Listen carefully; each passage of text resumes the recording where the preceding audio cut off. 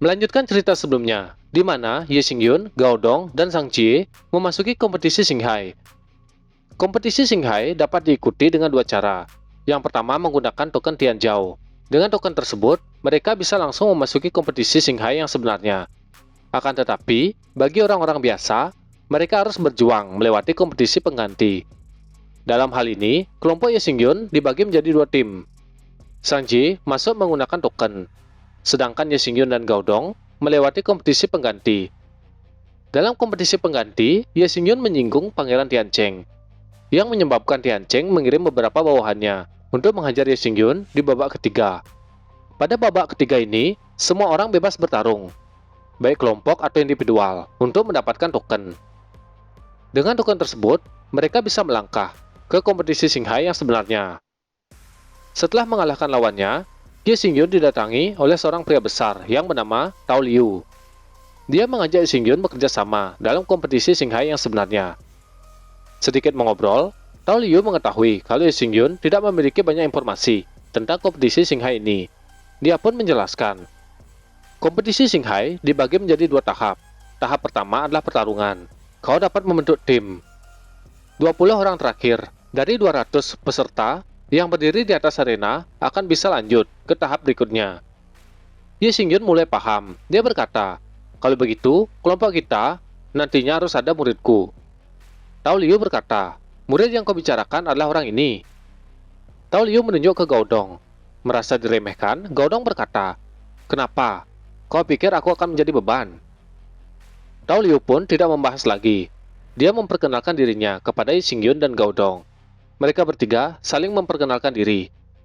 Setelah itu, mereka menyatukan kepalan tangan sebagai tanda kelompok mereka dibentuk. Berpindah ke sebuah kediaman. Seseorang berteriak, sampah! Salah seorang dilempar dengan gelas, tepat di depan wajah mereka. Orang yang melempar berteriak, kalian semua sampah! Orang yang berteriak adalah pangeran kecil Tiancheng. Dia kembali berkata, aku menghabiskan begitu banyak uang untuk mempekerjakan kalian semua. Tapi aku tidak berharap kalau kalian semua gagal melaksanakan tugas. Melawan seseorang yang berada di alam realitas yang. Pergi! Kalian akan mendapatkan hukuman.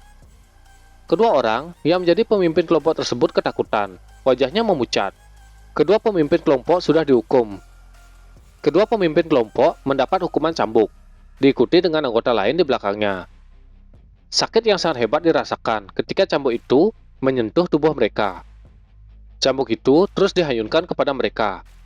Di lain sisi, seseorang tersenyum. Dia berkata, karena kau lolos kompetisi pengganti, maka kita akan bertemu di kompetisi Xinghai. Orang ini merujuk ke Ye Xingyun. Berpindah ke tempat lain. Terlihat Ye Xingyun sedang bersama dengan Sang Tianma. Sang Tianma sangat senang melihat idolanya datang. Saking senangnya, Sang Tianma tidak berhenti mengoceh. Hal itu membuat kepala Ye Xingyun sakit. Dia sama sekali tidak bisa berkonsentrasi karena Sang Tianma sangat berisik. Merasa sudah tidak bisa menahan lagi, Ye Xingyun berdiri kemudian meninggalkan tempat tersebut. Sang Tianma tidak mengerti kenapa idolanya pergi begitu saja. Sesaat, Ye Xingyun sudah keluar dari medan gravitasi. Dalam hati dia bergumam, bagaimana bisa leluhur keluarga Sang begitu berisik? Ye Xingyun melompat ke atas rumah keluarga Sang. Anggota keluarga Sang yang melihat Ye Xingyun di atas rumah mereka pun berkata, apa yang dia lakukan? Temannya berpikir, kemudian menjawab, mungkin saja dia sedang berlatih. Kembali ke Ye Xingyun, dia melanjutkan latihannya. Kekuatan menyelimuti tubuh Ye Xingyun. Dia bergumam, Sky adalah keterampilan bela diri dari suku Sky. Teknik ini aku peroleh dengan cara memenggal kepala Sky di kehidupanku sebelumnya. Ada 9 tingkat dari Sky. Tingkat 3 merupakan Eye of Devouring. Teknik ini bisa menyerap mata orang lain. Tetapi untuk menaikkan level mata ini ke tingkat 3, aku harus menatap matahari. Ye Xingyun pun menatap matahari, kemudian dia berteriak, mata Sky, terbukalah. Ayo mulai. Kekuatan menyelimuti tubuh Ye Xingyun. Dia berusaha keras untuk meningkatkan teknik matanya. Mata Ye Xingyun bersinar, namun mata Ye Xingyun saat ini terluka. Darah menetes dari matanya. Dalam hati, Ye Xingyun bergumam, ini hampir selesai. Tapi, orang-orang dari Sky Eye, akhirnya mereka datang juga. Ye Xingyun menyadari kedatangan seseorang yang sudah dia perkirakan. Ruang di langit terbelah. Sesosok tangan keluar dari ruang tersebut. Tangan itu memegang pedang dengan simbol mata. Suara terdengar dari balik ruang. Dia berkata, "Siapa yang berani memperhatikan teknik rahasia klanku di sini?" Seseorang dengan rambut kuning keluar dari ruang yang terbelah. Dia memiliki 3 mata. Orang itu kembali berkata, "Apa kau sudah bosan hidup?" Di lain sisi, Sang Jie yang melihat perubahan di langit, dia sangat khawatir kepada gurunya. Begitu juga dengan Gaodong. Seseorang pun berteriak, "Woi jambul kuning, jangan berani-beraninya kau menyakiti saudaraku. Akan kuhajar kau jika kau melakukan itu." Orang dari Sky Eye disebut jambul kuning. Si jambul kuning menoleh, dia merasa kesal dan menebaskan pedang ke arah asal sumber suara. Sambil dia berteriak, "Diam kalian sampah!" Ye Xingyun yang masih melatih matanya, dia terdiam. Kembali ke jambul kuning. Dia melihat pemilik suara itu adalah Gaodong. Si jambul kuning berteriak, "Kurcaci sampah, kurcaci bodoh. Pergi kau!" Serangan yang dilepaskan jambul kuning melesat ke arah Gaodong dan Sang Ji. Kekuatan serangan itu cukup kuat. Si jambul kuning sangat meremehkan mereka. Dia berkata, "Ras rendah ini benar-benar membosankan. Satu gerakan saja sudah cukup untuk menanganimu." Merasa sudah tidak ada pengganggu, si jambul kuning menatap Ye Xingyun yang melatih teknik rahasia klannya. Dia berkata, "Haha, apa kau pikir teknik rahasia klanku bisa kau praktekkan dengan sukses? Sungguh konyol." Di lain sisi, serangan masih mengarah ke Gaodong dan Sang Ji. Mereka berdua berusaha melawan serangan tersebut, akan tetapi Sang Ji bergegas ke depan untuk menghalangi serangan. Pakaiannya langsung hancur dan tubuhnya dipenuhi dengan luka. Gaodong terkejut melihat hal yang dilakukan oleh Sang Ji untuk melindunginya. Gaodong menjadi sangat marah, matanya memerah. Palu Hautian dikeluarkan oleh Gaodong. Dia bergerak maju sambil berteriak, "Sialan! Aku akan menghajarmu dengan palu ini." Gaodong melompat tinggi di atas jambul kuning. Dia bersiap menghantamkan palu Hautiannya. Si jambul kuning menoleh dan tidak terlalu peduli. Dia berkata, "Sepertinya palu ini tidak terlihat asing." Si jambul kuning berusaha menggali ingatan. Sesaat dia terkejut dan berkata, bukankah ini artefak kurcaci? Apakah ini benar-benar palu Hautian?" Si jambul kuning menangkis palu Hautian dengan pedangnya. Keraguannya mulai menghilang. Dia berkata, "Ternyata benar, ini memang palu Hautian." Si jambul kuning berteriak, "Sky Eye Sword." Aliran pedang pertama, terbukalah. Kekuatan yang kuat berasal dari pedang dengan simbol mata itu keluar, menekan palu Hautian yang berbenturan dengan pedang si jambul kuning. Semakin lama, kekuatan dari pedang semakin kuat. Kekuatan itu mengelilingi tubuh Gaodong. Itu adalah kekuatan dari teknik Sky Eye Sword aliran pertama. Merasakan ada yang tidak beres, Gaodong berteriak, "Ini buruk." Di bawah, Sang Ye juga terkejut dengan perubahan yang terjadi. Dia berteriak, mengingatkan Gaodong agar berhati-hati. Kekuatan dari teknik pedang si jambul kuning membungkus Gaodong. Palu Hautian yang sebelumnya dipegang oleh Gaodong saat ini terlepas dari tangannya. Si jambul kuning pun tersenyum jahat.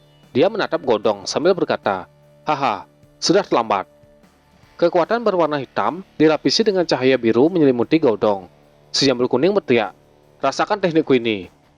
Sesaat kemudian, si jambul kuning menendang Gaodong yang masih diselimuti dengan teknik pedangnya, sambil berteriak, "Pergi sana!" Gaodong terbang, terlempar dengan kecepatan tinggi, menabrak bangunan milik keluarga Sang dan menyebabkan kehancuran pada bangunan tersebut. Sesaat kemudian, Gaodong kembali bangkit. Wajahnya dipenuhi dengan kemarahan dan emosi yang meluap-luap. Dia berteriak, "Kembalikan palu Hautianku!" Si jambul kuning yang mendengar itu, dia berkata, "Kembalikan padamu? Kenapa aku harus mengembalikannya?" Si jambul kuning mengangkat palu tersebut. Dia menatapnya sebentar, kemudian berkata, "Lagi pula, hanya aku yang bisa memaksimalkan kekuatan palu Hautian ini. Haha."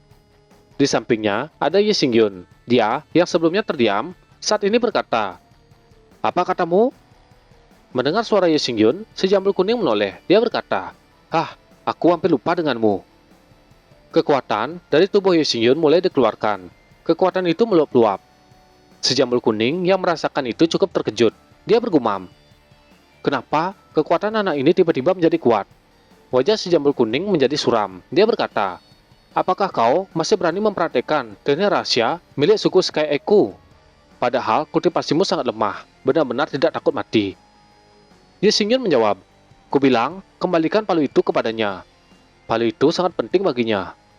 Di lain sisi, Xiaoling menghampiri suaminya, Gao Dong. Dia membantu Gao Dong menyerabilkan diri. Namun, Gao Dong masih menahan sakit, dampak dari serangan si Jambul Kuning. Kembali ke Jambul Kuning. Dia menatap Ye Xingyun sambil mengangkat palu Hotian. Dia pun berkata, "Kembalikan padanya. Itu tidak akan terjadi. Bagaimanapun, orang asing yang telah mempraktikkan teknik SKI akan kumusnahkan." Tiba-tiba, sebuah tebasan pedang mengenai tangan Jambul Kuning yang memegang palu Hotian. Serangan itu dikeluarkan oleh Ye Xingyun. Wajah si Jambul Kuning langsung memucat, melihat lengannya sudah terpotong. Di depannya, Ye Xingyun berdiri tegak sambil berkata, "Aku sudah memberikanmu kesempatan." Palu Hotian yang sebelumnya dipegang oleh si Jambul Kuning saat ini terlepas. Itu terjatuh dan ditangkap oleh Xiaoling, istri Gao Dong. Melihat hal itu, Jambul Kuning mengabaikan Ye Xingyun dan bergerak ke arah Xiaoling yang mengambil palu Hotian tersebut. Si Jambul Kuning berteriak, "Bajingan, kembalikan itu padaku." Xiaoling melihat musuhnya yang kuat melesat ke arahnya. Dia sangat terkejut, namun dia tidak bisa melakukan apapun. Untungnya, Ye Xingyun menghadang si Jambul Kuning. Dia mengarahkan pedang tanpa ampun sambil berkata, "Apakah kau masih tidak mengerti apa yang aku katakan tadi?" Si Jambul Kuning menjawab, "Beraninya kau memotong tanganku, kau cari mati." Dengan tangan kiri, Jambul Kuning memejamkan mata. Dia berkata, "Aliran kedua, One A Beast." Pedang itu bersinar, kemudian diangkat tinggi-tinggi. Cahaya keluar dari pedang. Cahaya itu terus naik dan membelah ruang, membuat sebuah lubang. Sesosok monster bermata satu muncul dari lubang tersebut. Ukuran monster itu sangat besar. Dia meraung. Ye Xingyun yang merasakan itu, dia berkata, "One A Beast." Ini adalah aliran kedua dari SKA. Saat ini, mata Ye Xingyun masih tertutup. Darah masih menetes dari celah matanya. Si Jambul Kuning berteriak, "Kalian semua akan mati. Hahaha." Dia tertawa, merasa sudah tidak ada lagi yang bisa melawan. Monster mata satu mendekat ke arah Ye Xingyun. Di lain sisi, Ye Xingyun berkata, "Dasar sampah." Kemudian, Ye Xingyun mengerutkan kening. Sepertinya, dia akan melakukan sesuatu yang tidak terduga. Mata kanan Ye Xingyun dibuka.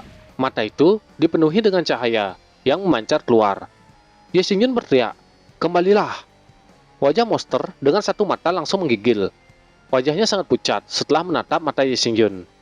Kemudian, monster satu mata mengikuti perintah Ye Xingyun. Dia berbalik dan kembali ke tempat awal dia keluar. Si Jambul Kuning yang melihat itu, dia berteriak, "Hei, apa yang terjadi? Mengapa kau begitu tertekan? Kenapa kau kembali? Aku baru saja memanggilmu. Jadi, kau harus mendengarkan perintahku." Monster satu mata tidak mempedulikan Jambul Kuning. Dia kembali memasuki ruang tersebut dan menghilang. Si Jambul Kuning yang melihat monster satu mata sudah pergi, dia berkata, "Hei, keluarlah untukku. One A Beast." Sesaat kemudian, ruang itu pun menghilang tanpa bekas dan tidak ada lagi jejak monster satu mata. Si Jambul Kuning sangat marah dengan apa yang dilakukan oleh Ye Xingyun. Dengan penuh amarah, dia maju menyerang Ye Xingyun. Ye Xingyun tidak tinggal diam. Dia mengeluarkan teknik aliran ketiga SKA. Mata Ye Xingyun kembali bersinar. Si Jambul Kuning sangat terkejut dengan teknik yang digunakan oleh Ye Xingyun. Dia berteriak, "Deporing Eye, putih bersih." Dia tidak menyangka orang asing bisa mempraktikkan tekniknya. Amarahnya meluap. Dia berteriak, "Akan kubunuh kau." Di lain sisi, mata Ye Xingyun masih terbuka. Dia berteriak, "Terbukalah." Si Jambul Kuning kembali terkejut. Dia berkata, "Ini adalah konsentrasi dari Deporing A. Mengapa kau tahu begitu jelas dengan teknik dari suku kami?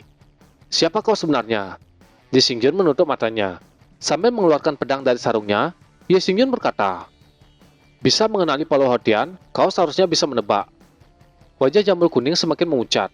Tubuhnya terasa seperti tersambar petir. Dia berkata, "Dewa Perang, Ye Xingyun." Di saat yang sama, tebasan pedang sudah melewati tubuhnya. Ye Xingyun menggunakan teknik pedang untuk menebas si Jambul Kuning yang sudah mengetahui identitasnya. Akhirnya, dia pun tumbang oleh Ye Xingyun. Setelah itu, Sang Ji dan Gao Dong menghampirinya. Mereka sangat mengkhawatirkan Ye Xingyun. Di lain sisi, Ye Xingyun yang merasakan mereka berdua, dia berbalik. namun matanya masih tertutup. Ye Xingyun berkata, "Aku baik-baik saja." Melihat Ye Xingyun menutup matanya dengan kain berwarna merah, Gaodong berkata, "Tetapi saudara, sekarang kau tidak dapat melihat. Selain itu, kompetisi Xinghai akan segera dimulai." Ye Xingyun menjawab, "Tenang saja, aku masih bisa melihat." Berpindah ke tempat kompetisi Xinghai. Saat ini, ada begitu banyak orang. Ye Xingyun juga sudah berada di sana. Saat ini dia masih menggunakan penutup mata. Ye Xingyun terus berjalan sambil berkata, "Dari pandanganku, dalam segi kekuatan spiritual, dunia ini lumayan unik." Pangeran Tiancheng juga ada di sana. Melihat Ye Xingyun menggunakan penutup mata, dia berkata, "Hah? Apakah dia buta dan tidak bisa melihat? Betapa malangnya. Sayang sekali, bukan aku yang melakukannya secara pribadi." Di belakang Tiancheng, para bawahannya juga tertawa. Ye Xingyun melewati Tiancheng dan menabraknya. Dia berteriak, "Beri aku jalan!" Bawahan Tiancheng tidak terima kalau tuan mereka ditabrak oleh Ye Xingyun. Salah satu dari mereka berteriak, "Lancang! Kau tidak hanya tidak berlutut ketika di depan pangeran, tapi kau juga berani menyuruh pangeran memberikan jalan untukmu." Jiwa bela diri macan tutul langsung dikeluarkan oleh orang tersebut sambil berteriak, "Kau cari mati!" Di sisi lain Ye Xingyun, Sang Jie maju melawan. Dia juga mengeluarkan jiwa bela diri beruangnya.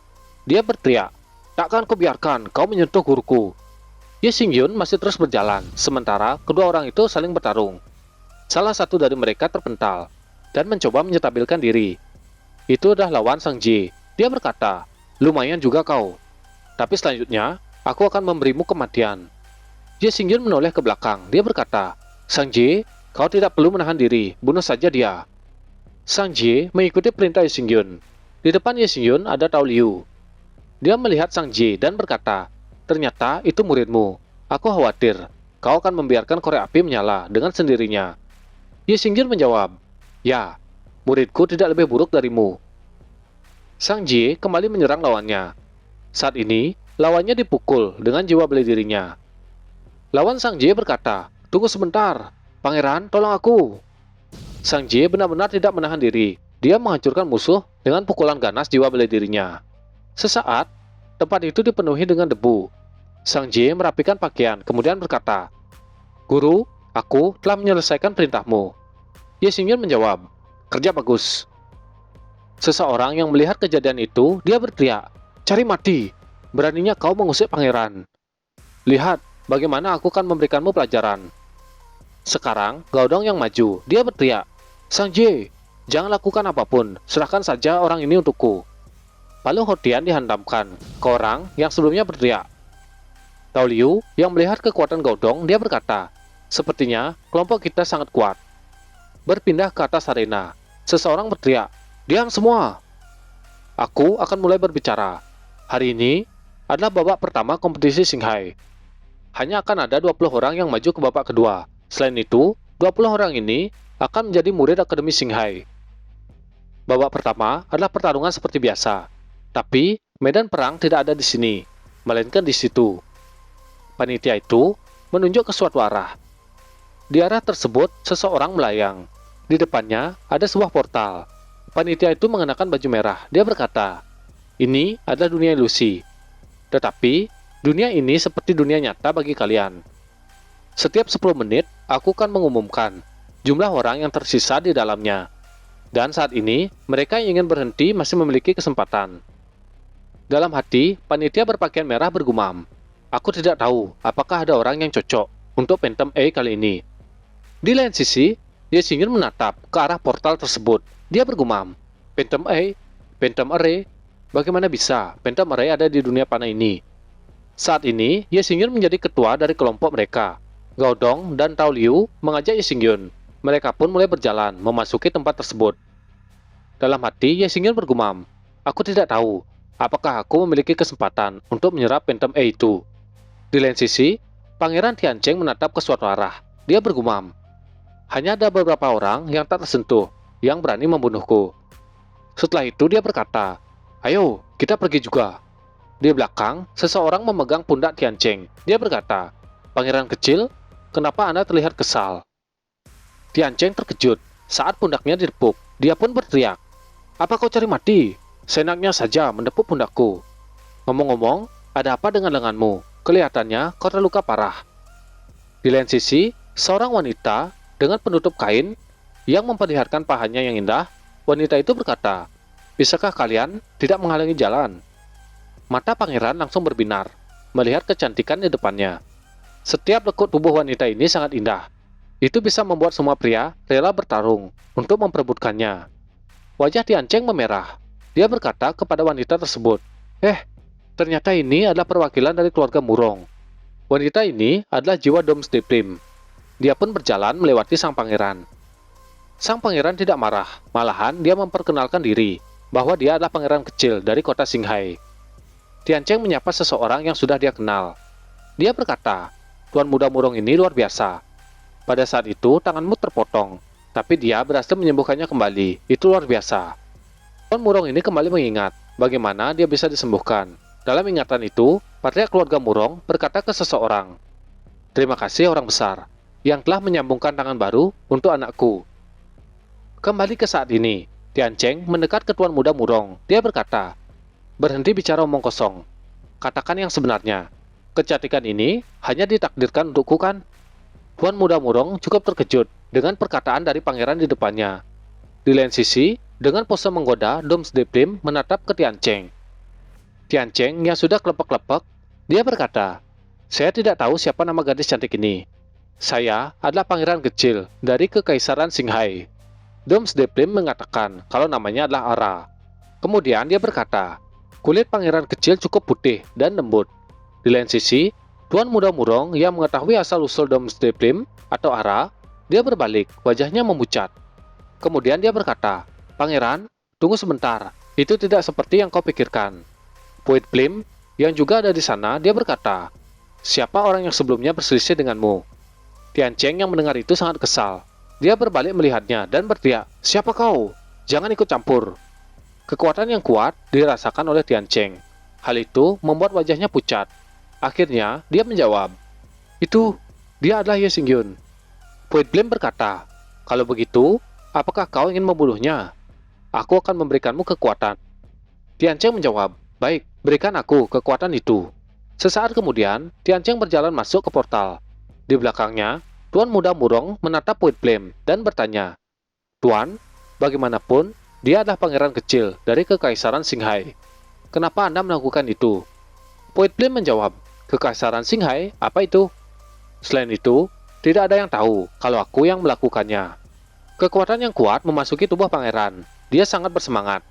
Matanya mengeluarkan cahaya merah. Saat ini, Tian Cheng berada di alam realitas yang lapisan ke-9. Sesaat kemudian, di portal dunia ilusi, terlihat para peserta saling bertarung. Di depan portal, panitia berpakaian merah masih menjaga portal tersebut. Pertarungan di dalam dunia ilusi disaksikan oleh orang-orang yang ada di sana. Salah satu dari mereka berkata, "Pertarungan di dunia ilusi sangat sengit. Aku khawatir kalau itu lebih dari pertarungan biasa." Berpindah ke dalam dunia ilusi.